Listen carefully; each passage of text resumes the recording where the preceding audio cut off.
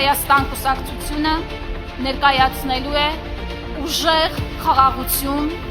Հայաստանի Հանրապետության հաջորդ վարչապետ Սամվել Կարապետյանի անվտանգային ծրագիր։ Սամվել Կարապետյանի ուժեղ ղեկավարությունը երաշխավորում է ուժեղ եւ երկարատև խաղաղություն, երաշխավորված խաղաղություն։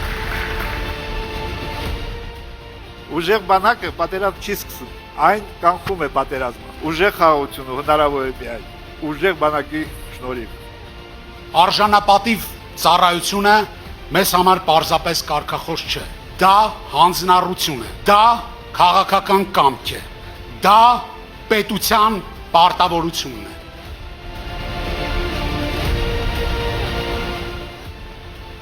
Ութանասունմեկ օրից մեր կյանքը կփոխվի,